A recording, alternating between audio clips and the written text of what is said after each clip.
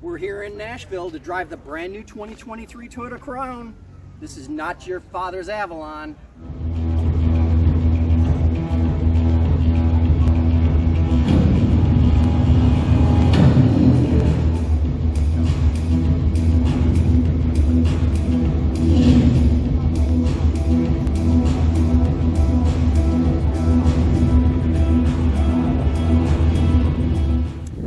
So here we got the exterior. You notice that big black plastic. It's so much better than that Avalon whale looking thing up front.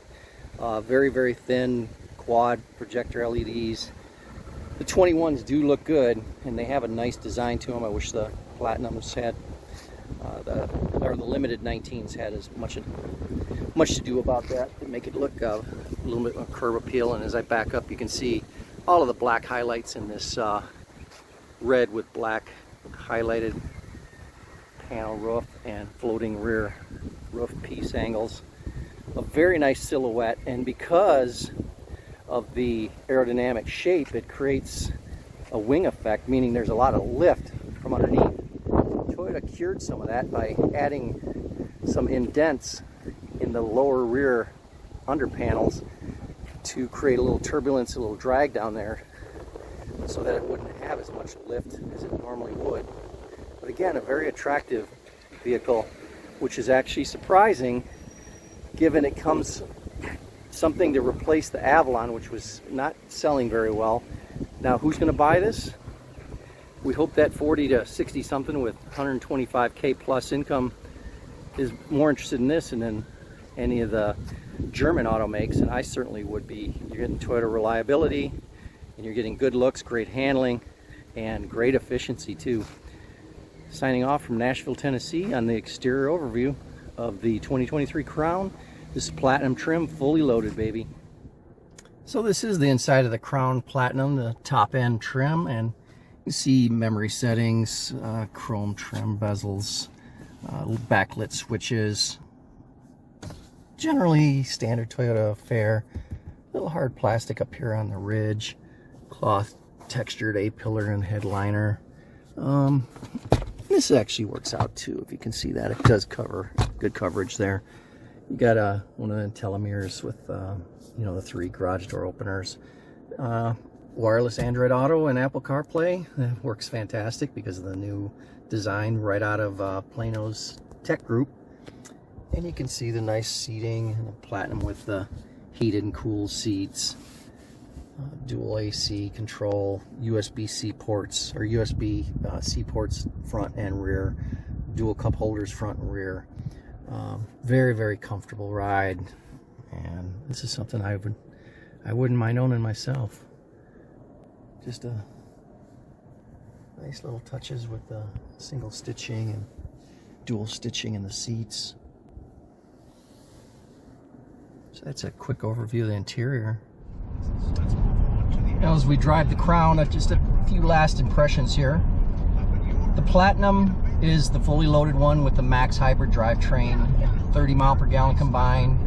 The two-tone, you know, there's like this red and black offering. It's just smashing good looks, 21s. All of that's well and good, but it's 30 miles per gallon versus the Limited or XLE at 41 miles per gallon with the standard hybrid Camry drivetrain, if you want to talk about that. This one has 340 horsepower, 400 pound-foot of torque, whereas the Camry hybrid drivetrain, the straight 2.5 liter, that offers 236 horsepower and maybe 8 seconds to 60 versus 6 seconds in this, a little under 6. And from what I'm seeing here is, I would love to have the alloy designs from the Platinum, but in a 19 because tires are less expensive, it's more efficient. The panel roof does come with a Limited, so that's a plus. But I would really like to have this two-tone color scheme in the Limited with the standard hybrid drivetrain from the Camry versus this Max with the turbo.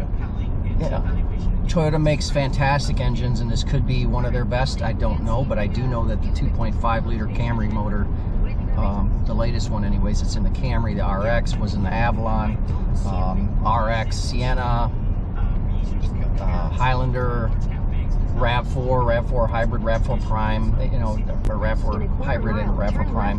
That 2.5 liter is it's a world-class, world-best engine and drivetrain in the history of drivetrains.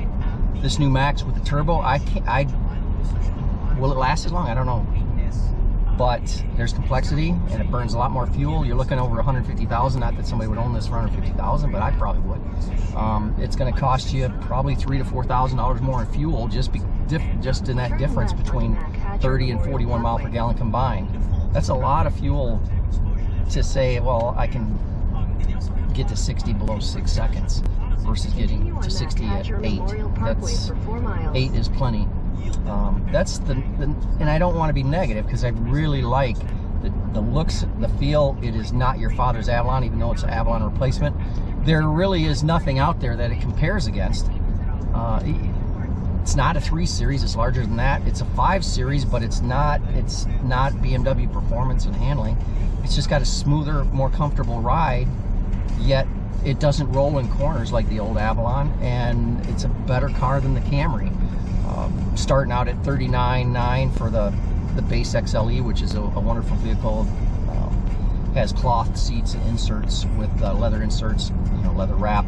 A few less fun stuff as far as toys, no cano roof, but cloth headliner, cloth textured A-pillars, great sound system. And you move into the $45,000 range in the Limited, and you basically get this car without the Max hybrid drivetrain and the 21-inch wheels. And then this runs for about $52,500, a little over that, not including destination handling, tax title license, of course. And there may be discounts in the future. I don't know. Right now, there's no discounts on anything. But if you get MSRP, you get that's doing pretty good. But it's just a much better looking vehicle and much better riding vehicle, and yet has very similar room as the Avalon that it essentially replaced, even though it's not an Avalon. It's something completely different, made for a younger buyer, something a little bit more pizzazz, a little more attractive, curb appeal, if you want to call it that. And performance-wise, it's great, but the Camry hybrid drivetrain, the standard 2.5 liter in the Limited and XLE, that thing offered 58.8 miles per gallon over an almost 15-mile drive loop. This is offering about 30, 32. That's a lot of fuel. So anyways, that's my final impressions. If I were looking for a vehicle, and I always am, I would get the Limited with the 2.5 liter, and I would live with the non-two-tone paint, and also I'd live with the 19-inch alloys versus 21s, even though the design of the 19s are not very inspiring. Inside, comfort-wise, it would be a very similar vehicle. And another thing that I've said this since the Sequoia launch. I don't know if the camera can focus on this, but I'm running wireless Android Auto, Google Maps, texts by voice, XM Sirius radio through my phone, not through the vehicle, and I can move to Pandora anytime I want with just voice. But here's the key. Here's my phone, Qi charger. Drop it in. There's no more screwing around trying to line it up. It fits all size phones. The best phone holder in history is in the Crown. And signing off from Nashville, I hope you enjoyed what I've shown so far. It's a great vehicle for that person that's looking for a Toyota with a little bit more pizzazz, a little more upright height. We've got 4 inches more than a Camry up top, 0.1 inches more ground clearance, and it is definitely not your father's Avalon.